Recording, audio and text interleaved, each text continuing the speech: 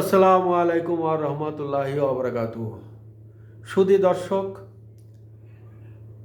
আমার নাজমুল ইসলাম চ্যানেল থেকে আপনাদের সবাইকে শুভেচ্ছা রইল। সুধী দর্শক, আজ আমি যে বিষয় নিয়ে কথা বলবো সেটা হচ্ছে বাংলাদেশের নির্বাচন। বাংলাদেশের সবথেকে বড় সমস্যা হচ্ছে বাংলাদেশের নির্বাচন ব্যবস্থা। এই নির্বাচন ব্যবস্থাটা যখনই কোনো দলীয় সরকারের অধীনে হয়েছে তখনই কিছু না কিছু বিতর্ক হয়েছে, সেটা ৭৩ সাল থেকেই হোক আর যে নির্বাচনই হোক। ৭৩ সালে বঙ্গবন্ধুর জনপ্রিয়তা ছিল আকাশচুম্বী এবং সেই নির্বাচনটা মোটামুটি সবার কাছে গ্রহণযোগ্য ছিল। তারপর ১৯৭৯ সালে প্রেসিডেন্ট জিয়াউর রহমানের অধীনে সর্বপ্রথম ইলেকশন হয়। সেই ইলেকশন থেকে জনগণের অভিযোগ থাকে নির্বাচনে কারচুপি হয়েছে। তারপরে ইলেকশন হয় ৮৬ সালে ইরশাদ সাহেবের অধীনে। সেই ইলেকশনে বাংলাদেশ জাতীয়তাবাদী দল বিএনপি সেই নির্বাচনে অংশগ্রহণ করেনি। জাতীয় পার্টি, আওয়ামী লীগ এবং জামাত সহ অনেকগুলো দল সেই নির্বাচনে অংশগ্রহণ করে। তখন ইরশাদ সাহেব ছিলেন সামরিক আইন প্রশাসক। সে নির্বাচনে অনেক বিতর্ক ছিল। আওয়ামী লীগ সম্ভবত ৮৬টা সিট পেয়েছিল। সুধী দর্শক, তারপরে ৯১ সালে যখন তত্ত্বাবধায়ক সরকার শাহাবুদ্দিন সাহেবের অধীনে ইলেকশন হয়, সেই ইলেকশনে বেগম খালেদা জিয়া নির্বাচিত হন এবং খালেদা জিয়ার মাগুরা উপনির্বাচন অনেক বিতর্ক হয়। তখন থেকেই আওয়ামী লীগ সহ বেশ কিছু দল তত্ত্বাবধায়ক সরকারের অধীনে নির্বাচন দাবি করে। কারণ একটা সিটের বিএনপি সরকার গঠন করেছে, তারপরেও তাদের প্রায় ৭০টা উপরে সিট ছিল সেই সংরক্ষিত মহিলা আসন নিয়ে। তারপরেও বিএনপি সেই ইলেকশনে একটা সিটের জন্য কারচুপি করে, আর সেখান থেকে সমস্ত দল উঠে পড়ে লাগে। একটি নিরপেক্ষ নির্বাচনের জন্য তত্ত্বাবধায়ক সরকারের অধীনে ইলেকশন। বেগম খালেদা জিয়া তখন ম্যাটিকুলাসলি অনেক ডিজাইন করার চেষ্টা করেছে, পারেননি। তীব্র আন্দোলনের মুখে তিনি ১৫ই ফেব্রুয়ারি ইলেকশন করেন এবং সেখানে তত্ত্বাবধায়ক সরকারের কনসেপ্ট চালু করেন। তারপর ২০০১ সালে যে ইলেকশনটা হলো ১৯৯৬ সালে ৯৬ সালের ইলেকশনে শেখ হাসিনা আসলেন এবং তিনি ৫টি বছর দেশ পরিচালনা করার পরে সসম্মানে শান্তিপূর্ণভাবে ক্ষমতা হস্তান্তর করে দেন এবং তার সময়েই এই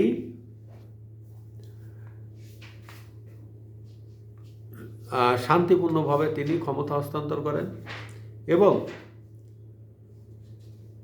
২০০১ সালে পুনরায় বেগম খালেদা জিয়া ক্ষমতায় আসেন ইলেকশনের মাধ্যমে। বেগম খালেদা জিয়ার অনুপস্থিতিতে পর্দার আড়ালে অনেক কিছু ঘটে, কিন্তু খালেদা জিয়া সব কিছুই জানতেন। আমি নাম নিব না, তাদের ম্যাটিকুলাসলি ডিজাইনে এগুলো হয়েছিল। সেই KM হাসান সেই বিষয়টা KM হাসান পদত্যাগ করলেন। তিনি এই তত্ত্বাবধায়ক সরকারে আসবেন না। তারপরে সেই বিএনপির কিছু উপদেষ্টা মণ্ডলী, বিএনপির কিছু মন্ত্রী পর্দার আড়ালে অনেক কিছু ডিজাইন করে ইয়াজউদ্দিনকে, উনি প্রেসিডেন্ট ছিলেন, কিন্তু সেই ইয়াজউদ্দিন সাহেবকে বিএনপি তত্ত্বাবধায়ক সরকারের প্রধান বানায়। তারপরে সেই বহুল আলোচিত 111 সরকার ক্ষমতায় আসে। তারপরে তো আপনারা সবই জানেন দেশে কি অবস্থা, মানে কঠিনতর অবস্থা। সমস্ত রাজনীতিবিদরা দৌড়ের উপরে থাকলো, 2 নেত্রীকে অ্যারেস্ট করা হলো, কিন্তু তারপরেও তাদের কোনো বোধোদয় হলো না। 2008 সালের ডিসেম্বর মাসে ইলেকশনের মাধ্যমে পুনরায় শেখ হাসিনা ক্ষমতায় আসলেন এবং শেখ হাসিনা ক্ষমতায় আসার পরে উনি 5টি বছর চালালেন। 2014 সালে শেখ হাসিনা যে ইলেকশন দিলেন তার 154টা সিট সিলেকশনে পাশ হলো এবং সেই নিরপেক্ষ নির্বাচনের দাবিতে, তত্ত্বাবধায়ক সরকারের দাবিতে, এর আগে তত্ত্বাবধায়ক সরকারের কনসেপ্টটা কোর্টের মাধ্যমে তুলে দেওয়া হয়। সাবেক প্রধানমন্ত্রী শেখ হাসিনা 2014 সালে ইলেকশনে বিপুল ভোটে জয়ী হলেন। কোনো দল এটা মানল না, কারণ সিলেকশনে 154টা সিট বিজয়ী হলো, সবগুলোই আওয়ামী লীগ। বাকি 146টা সিটি ইলেকশন হলো।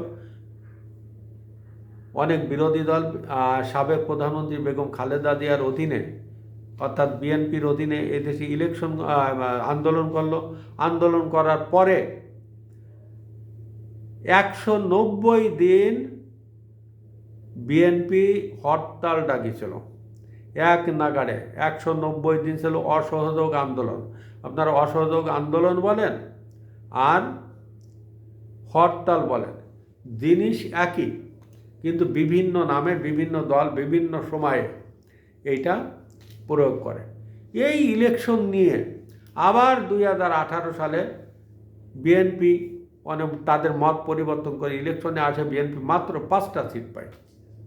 কি হলো পদ্মার আড়ালে বুঝলাম না। অনেকে বলে রাইতে ইলেকশন হয়ে গেছে। আমরা সকালে ঘুম থেকে উঠলাম, উঠে শুনি রাইতে ভোট কারচুপি হয়েছে। রাইতে ইলেকশনই হলো না, কিভাবে রাইতে ভোট হয়? যাই হোক, শুধু দর্শক, আমি যে কথাটা আপনাদের বলতে চাইছি সেটা হলো, বাংলাদেশে এই চেয়ারটা, প্রধানমন্ত্রীর চেয়ারে যেই বসুক, তিনি আর যেতে চান না। ওই চেয়ারে বসার সাথে সাথে প্রত্যেকেরই মন মানসিকতা পরিবর্তন হয়ে যায়। বাংলাদেশের মানুষ কিন্তু শান্তিপ্রিয় মানুষ, সবাই চায় শান্তিপূর্ণভাবে একটা ইলেকশন হোক, শান্তিপূর্ণভাবে নির্বাচন হলে বাংলাদেশে শান্তি বজায় থাকে। আজকে দেশের যে অবস্থা, ইসলামিক মৌলবাদীরা চারিদিকে তাদের হানা, অনেক কিছু ঘটছে, কিন্তু আমরা চেয়ে চেয়ে দেখছি, আমাদের বলার কোনো ভাষা নেই, আমরা প্রতিবাদ করতে পারছি না। শুধু একটাই কারণ, নির্বাচন নির্বাচন নির্বাচন। এই নির্বাচনটা কবে যে হবে আর এটা সুষ্ঠু হবে কি না, যে আভাস ইঙ্গিত পাওয়া যাচ্ছে তাতে মনে হচ্ছে এই সামনের ইলেকশনে সুষ্ঠু হবে না।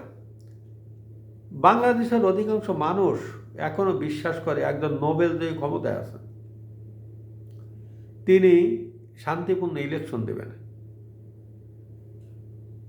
আবার কিছু কিছু মানুষ মনে করেন যে তিনি শান্তিপূর্ণ ইলেকশন দিবেন না, কারণ তিনি ম্যাটিকুলাসলি ডিজাইনের মাধ্যমে ক্ষমতায় আসছেন এবং কোনো দলের পক্ষাবলম্বন করে তিনি ইলেকশন দিয়ে এক্সিট প্ল্যান বাস্তবায়ন করে তারপরে চলে যাবেন।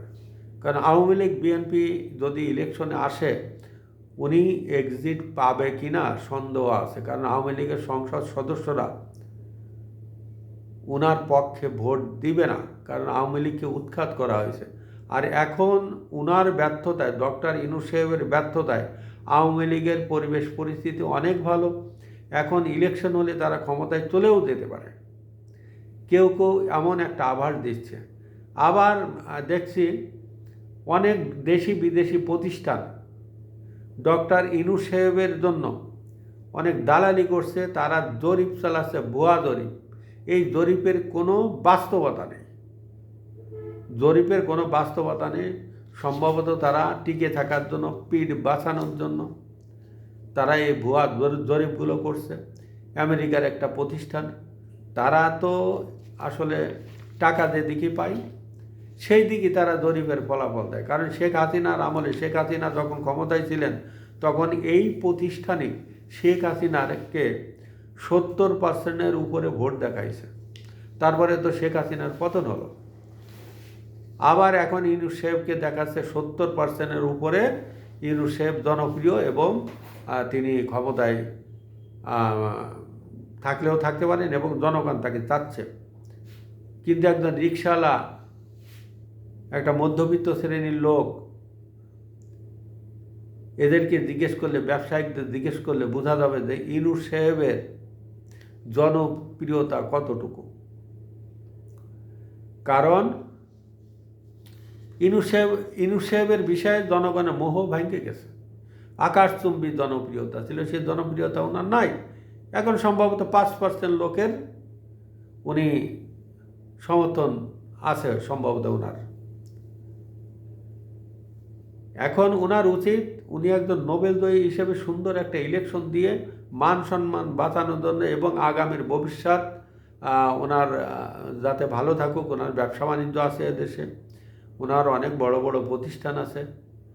যদি উনি কোনোভাবে ডিজাইন করেন ইলেকশনের, তাহলে ভবিষ্যতের জন্য তেমন একটা ভালো হবে না। যাই হোক সুধী দর্শক, আমি আজকের মতন এখানেই শেষ করছি। আপনারা আমাদের দোয়া করবেন এবং আমার সাবস্ক্রাইব এবং ফলো দিয়ে আমার চ্যানেলটি সামনে এগিয়ে নেওয়ার সমর্থন দেবেন। আসসালামু আলাইকুম ওয়া রাহমাতুল্লাহি ওয়া বারাকাতুহু।